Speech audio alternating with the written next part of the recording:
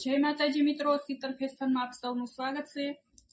તો આગળના વિડીયોમાં મેં તમને ત્રાસી પટ્ટી કટિંગ કરતા શીખવાડ્યું, ત્રાસી પટ્ટીને જોઈન્ટ કઈ રીતે કરવી એ પણ શીખવાડ્યું, અને હવે હું શીખવાડીશ તમને કે પાઇપિંગ આપણે બ્લાઉઝમાં કઈ રીતે કરવી। તો આ પટ્ટીને મેં એક બાજુથી છેડો વાળી દીધો છે આ રીતે। તો હવે આપણે પાઇપિંગ લગાવીશું। તો આ બ્લાઉઝ છે, બ્લાઉઝ સીતું છે, પટ્ટી એના ઉપર આપણે ઊંધી રાખવાની છે આ રીતે। આ છેડો આટલો આપણે વાળી દઈશું, આ રીતે વાળીને મૂકવાનો છે। આ રીતે પણ તમે છેડો વાળી શકો છો અને આ રીતે પણ આપણે છેડાને વાળી શકીએ છીએ। તો મને આ રીતે ગમે છે તો હું આ રીતે છેડો વાળું છું હંમેશા। તો આપણે અહીંયા સિલાઈ લગાવવાની છે।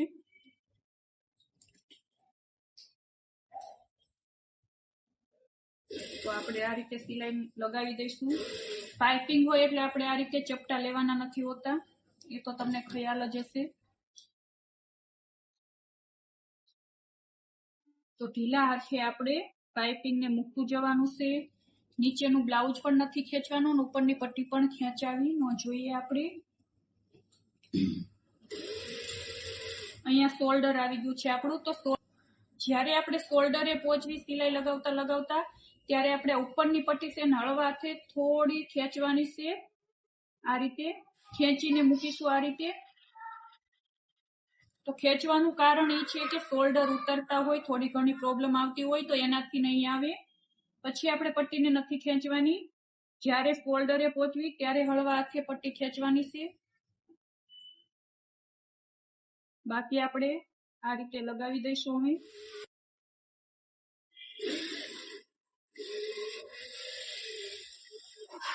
પટ્ટી મૂક્યા બાદ પછી આપણે કટ લગાવવાના છે, કાતરથી કટ લગાવી દઈશું।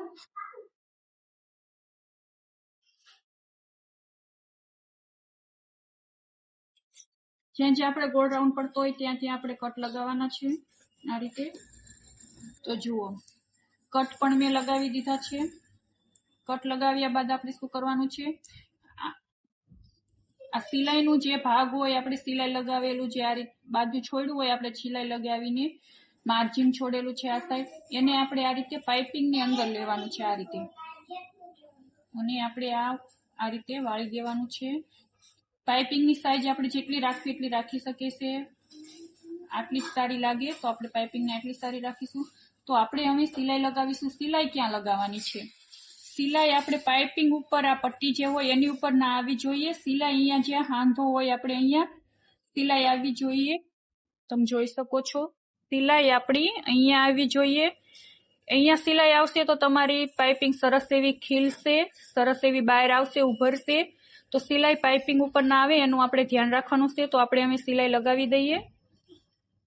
તો આ રીતે આપણે આંગળીથી આમ ફિનિશિંગથી પ્રેસ કરવાનું છે અને સિલાઈ લગાવવાની છે આ રીતે ધીરે ધીરે, ઉતાવળ નથી કરવાની। આ જે માર્જિનનું સિલાઈનું જે કાપડ વધારાનું હોય એને આપણે પાઇપિંગમાં લેવાનું છે અંદરની સાઈડ આ રીતે। તો જુઓ, સરસ મજાની પાઇપિંગ આપણે લગાવી દીધી છે આ રીતે। બ્લાઉઝ ફિટિંગ કરવાનું મારે બાકી છે હજી। બ્લાઉઝ ફિટિંગ થઈ જાય પછીનું સરસ એવું ફિનિશિંગ આવી જાય છે। તમે જોઈ શકો છો પાઇપિંગ, તમને બતાવી દઉં નજીકથી। જુઓ, એક જ સરખી પાઇપિંગ છે બધી, તમે જોઈ શકો છો। આ શોલ્ડરનો ભાગ આવી ગયો આપણે, આ આગળનું ગળું છે, એક જ સરખી પાઇપિંગ છે અને અંદરની સાઈડ પણ સરસ એવું ફિનિશિંગ છે, તમે જોઈ શકો છો।